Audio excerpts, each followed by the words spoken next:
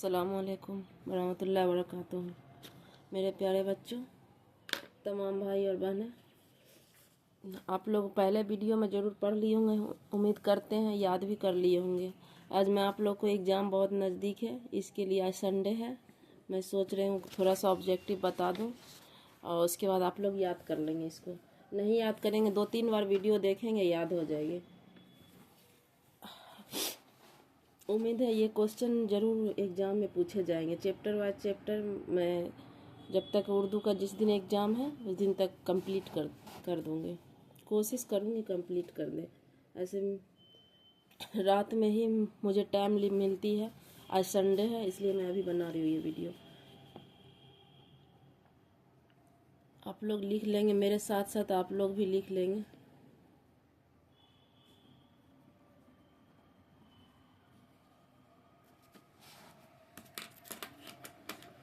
First question लिखेंगे आप लोग। फर्स्ट चैप्टर में आप लोग भी पढ़े होंगे, मैं पढ़ाई थी क्लास में। लिखाई हुई में मैं रिपीट मतलब रिवीजन के तौर पे बता देती हूँ ये क्वेश्चन सब। इस फर्स्ट क्वेश्चन है, लिख लीजिए आप लोग। उर्दू का पहला खाका कौन सा है?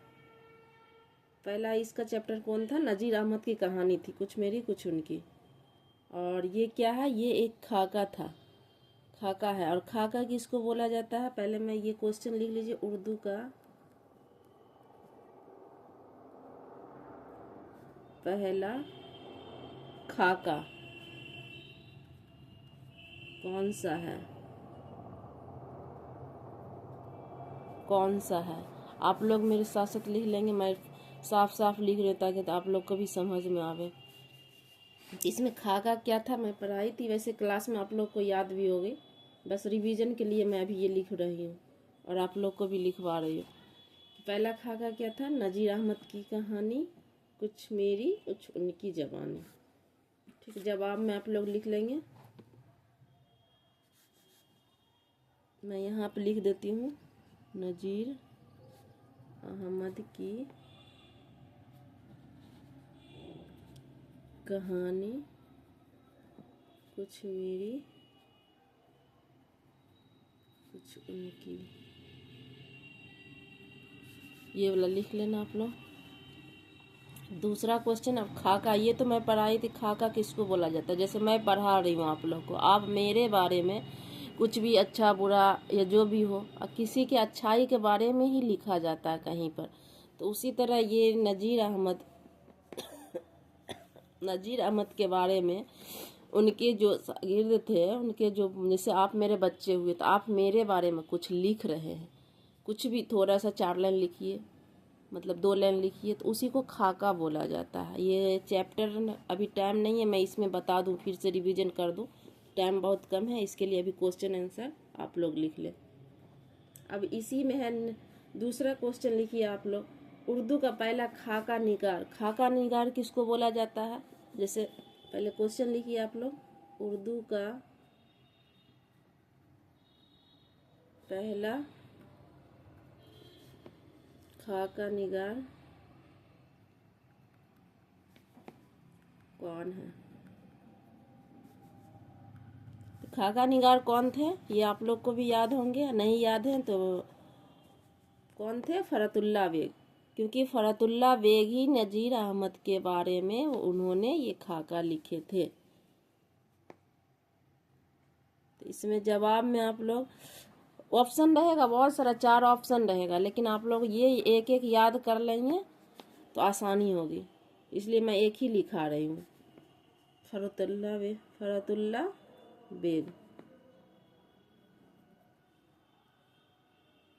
फरतुल्ला बेग अच्छे से लिख लेंगे आप लोग। नहीं आ रहा तो क्लियर है, ये लिखने में आसान होगी, आराम से आप लोग लिख ले। फिर तीसरा नंबर का क्वेश्चन है, नज़ीर अहमद का ताल्लुक किस सिन्नफ से है? मैं बुक यहाँ पर नहीं रखे हुई हूँ, बस ये मैं चैप्टर पढ़ी थी, उसी से चैप्टर से कुछ क्वेश्चन मैं बता देती हूँ।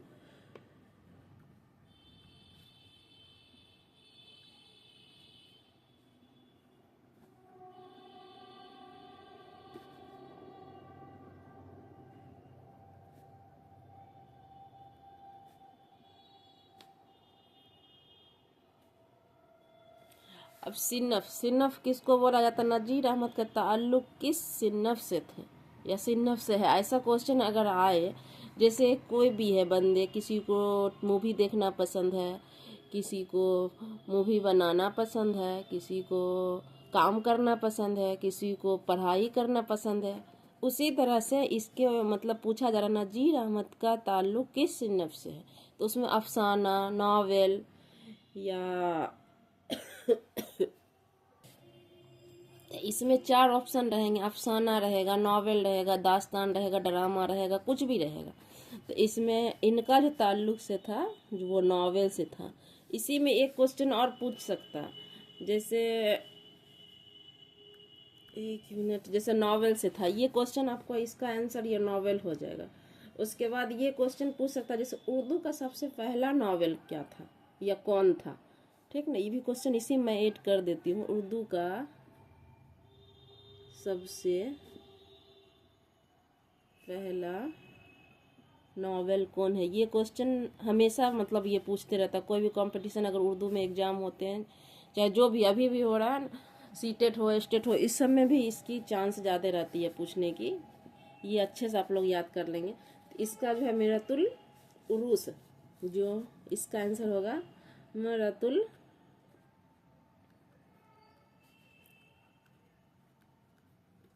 उरूस, जो डिप्टी नज़ीर अहमद का है, ठीक है।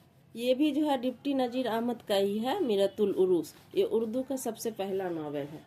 इसी में इसका खाकत हो गया, नज़ीर अहमद की कहानी, कुछ मेरी कुछ उनकी जवानी।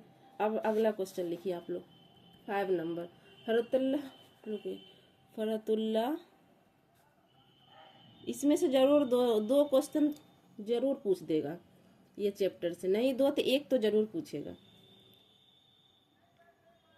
लिखिए, फरतुल्ला बेग के साथ चैप्टर में पढ़ा दूंगी, बाद में अगर आप लोग चाहेंगे तो मैं वीडियो इसका डाल दूंगी बना करके एग्जाम के बाद। जो दूसरे बच्चे होंगे उनको फ़ायदा होगा। ऐसे 11th का क्लास जब होगा मैं रात का रात एक वीडियो डाल दूंगी। मदरसे में कौन रहते थे? जैसे फरतुल्ला बेग के साथ और भी जाते थे इनके साथ पढ़ने के लिए नज़ीर अहमद के पास, तो उनके साथ कौन रहते थे आपको पता है? मदरसे में कौन रहते थे साथ में?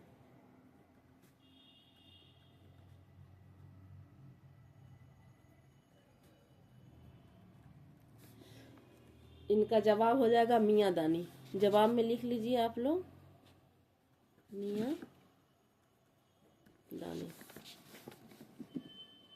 6 नंबर क्वेश्चन लिखिए। अब लिख लीजिए मिर्जा, इनके पैदाइश के बारे में जान लीजिए। मिर्जा फरतुल्ला बेग कब पैदा हुए थे?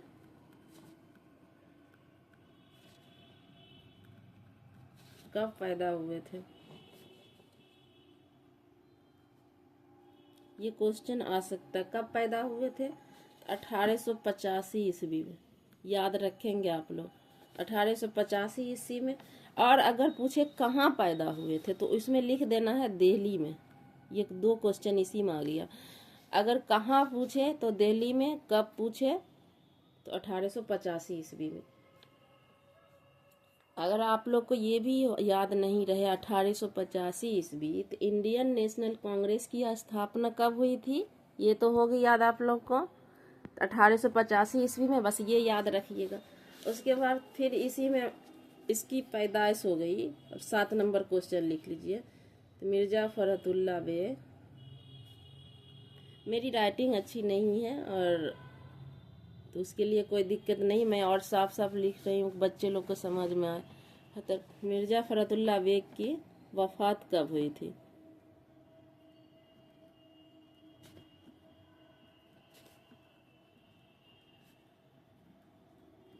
मुझे अच्छा लगता है कि आप लोग को इस तरह से मैं बता रही हूँ घर बैठ करके, और आप लोग बस इतना करेंगे कि ये नोट कर लेंगे। बस एग्ज़ाम का टाइम है, एग्ज़ाम नज़दीक है। मैं चाहती हूँ कि बच्चे लोग बहुत अच्छे से याद कर लें, और उनको हो सके तो मेरी पढ़ाया हुआ इसमें से कुछ भी क्वेश्चन आ जाए, कुछ भी क्वेश्चन वहाँ एग्जाम हॉल में लिख लें बच्चे लोग, ताकि उर्दू में बहुत अच्छे से अच्छे नंबर लाएं। तो इसमें देखिए वफ़ात कब हुई थी, तो इनकी वफ़ात कब हुई थी? 1947 में, 1947 ईस्वी में। अब इनकी वफ़ात कहाँ हुई थी? अब ये भी क्वेश्चन हो सकता है, वफ़ात कहाँ हुई थी? तो हैदराबाद में, हैदराबाद में। और ये याद न कैसे रखना है, 1947 ईस्वी देश हमारा कब आज़ाद हुआ था? 1947 को। बस ये ध्यान में रख करके ये एकदम नहीं भूलना है। उसके बाद 8 नंबर क्वेश्चन लिखिए आप लोग। मिर्जा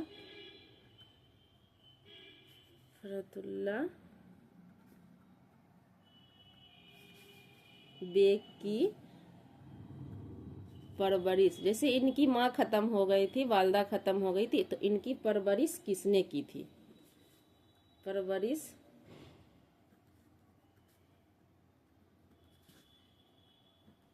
किसने की थी? मुझे लिखे हुआ बहुत दिन हो गया, हल्का फल्का लिखती हूँ, ज़्यादा नहीं लिख पाती हूँ, आज लिखना पड़ रहा है। तो इनकी परवरिश किसने की थी? जब इनकी वालदा ख़त्म हो गई थी तो फूफी ने की थी। जवाब में आप लोग लिख लीजिए, नानी दादी रहेगा, चची रहेगा, फूफी रहेगा, तो उसमें फूफी हो जाएगा आंसर में। और फूफी का अगर नाम पूछ दे तो नाम आप लोग को पता है? नाम होगा इस, अगर नाम पूछ ले तो हुस्न जहां बेगम, हुस्न जहां बेगम। वैसे नाम नहीं पूछना चाहिए, बट अगर नाम पूछ ले बाय द वे तो आप लोग को हुस्न जहां बेगम नाम याद रख लें। इतना ये फर्स्ट चैप्टर से अगर आप लोग इतना याद रख लेंगे तो मेरे समझ से इसमें जरूर 1-2 क्वेश्चन जरूर पकड़ा जाएंगे। और दूसरा चैप्टर हम देखें, आज 2 चैप्टर का मैं क्वेश्चन थोड़ा सा बता देती हूँ इस पर। ये दूसरा चैप्टर क्या था? चैप्टर मिट्टी का तेल था। हाँ, मिट्टी का तेल है दूसरा चैप्टर, मिट्टी का तेल। तो मिट्टी का तेल क्या है? इसमें ये पूछ सकता, मिट्टी का तेल क्या है? इसमें भी रहेगा 4 ऑप्शन दिया रहेगा, तो ये एक मजमून है। ये आप लोग ध्यान रखेंगे कि ये जो है क्या है? मजमून है। और मजमून जो है, ये मिट्टी का तेल मजमून किसने मतलब लिखा इसको? तो ख्वाजा हसन निजामी। ये लिख देना आप लोग को, ध्यान में रखना है, ख्वाजा हसन निजामी। अभी ये हो गया, ये मिट्टी का तेल, ये क्वेश्चन पूछ सकता है, मिट्टी का तेल मजमून है, इसको किसने लिखा? तो ख्वाजा हसन निजामी।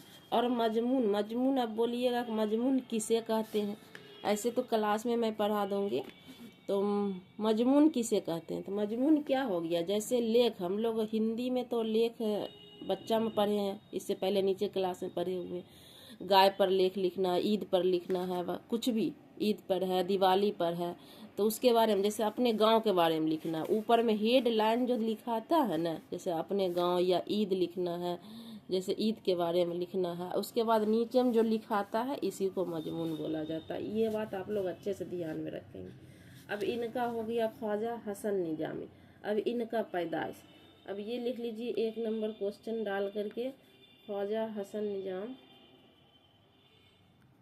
ख्वाजा हसन निजामी की पैदाइश कब हुई थी?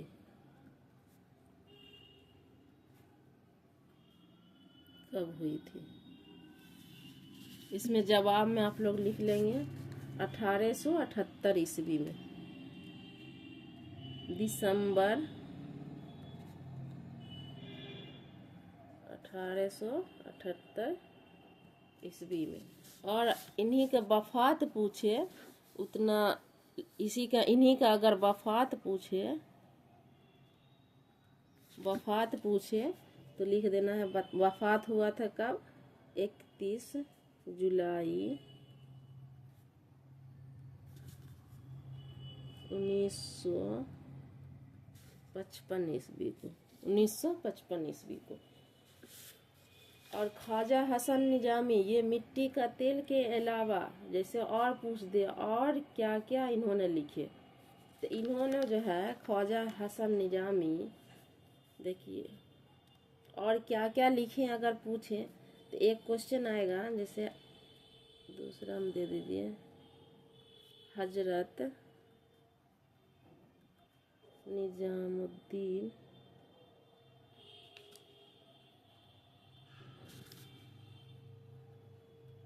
औलिया की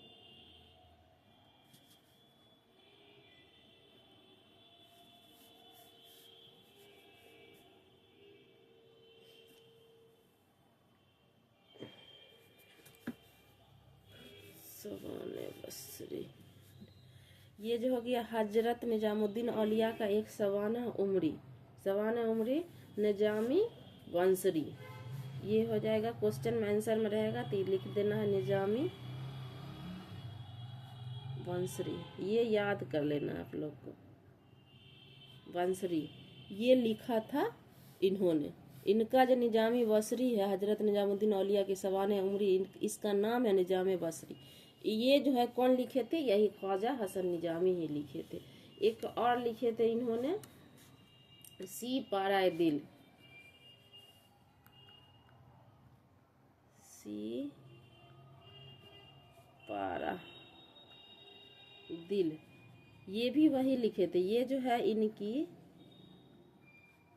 इंसा पर्दाजी है, इंसा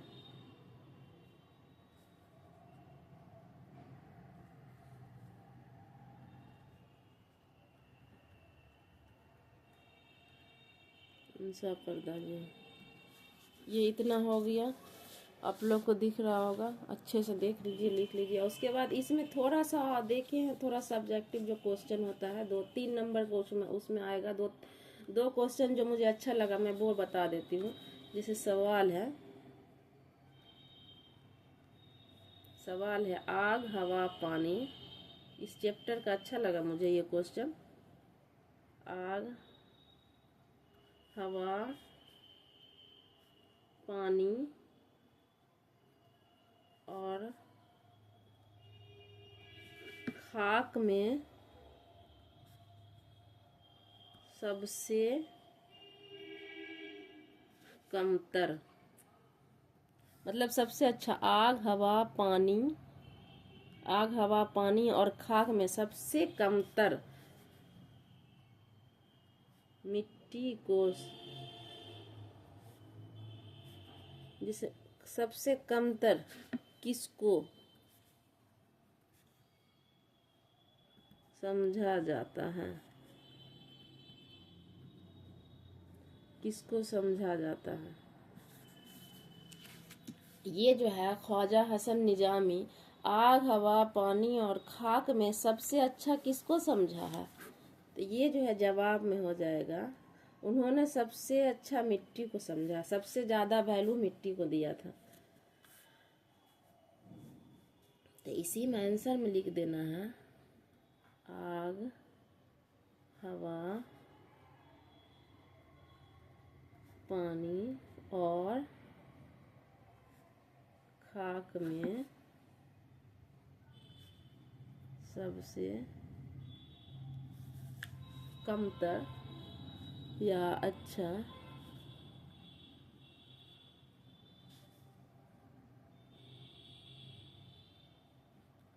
कमतर मिट्टी को समझा जाता है। ये क्वेश्चन का आंसर हो जाएगा। उसके बाद दूसरा एक क्वेश्चन अगर ये पूछ दे, मिट्टी के साथ दुनिया का क्या सलूक रहती है, या मिट्टी के साथ दुनिया क्या सलूक करती है, ये भी क्वेश्चन आ सकता है।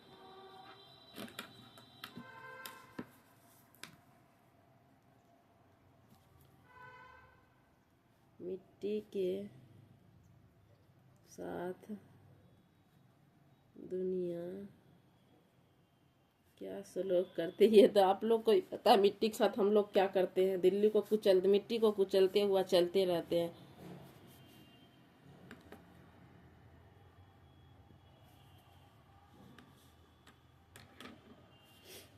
तो इसमें जवाब में आप लोग लिख देंगे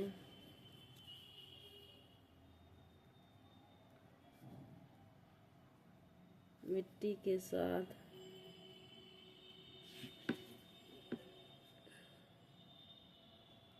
दुनिया बहुत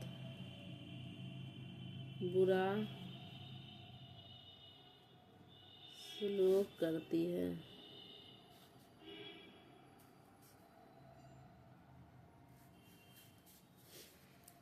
इसे अपने पाँव से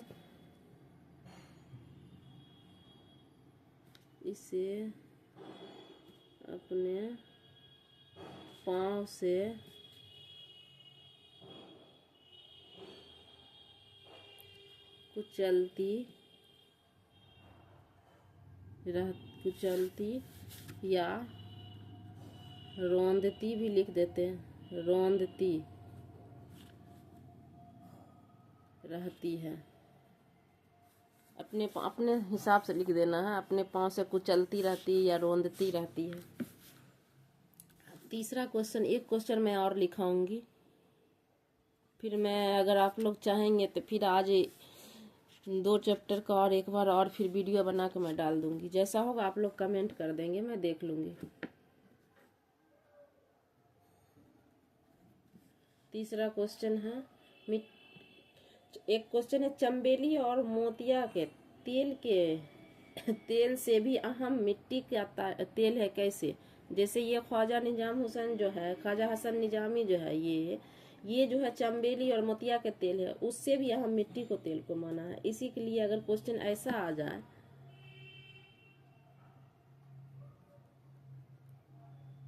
चंबेली और मोतिया के तेल से भी अहम मिट्टी का तेल है कैसे? अगर ऐसा क्वेश्चन आ जाए,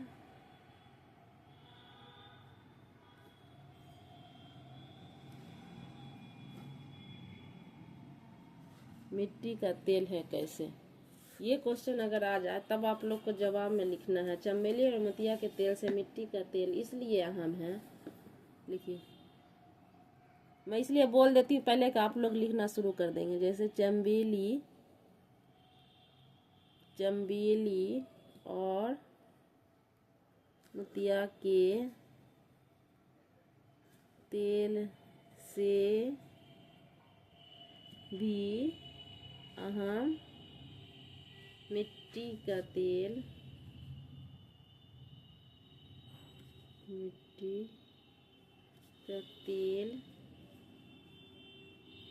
इसलिए अहम है कि मिट्टी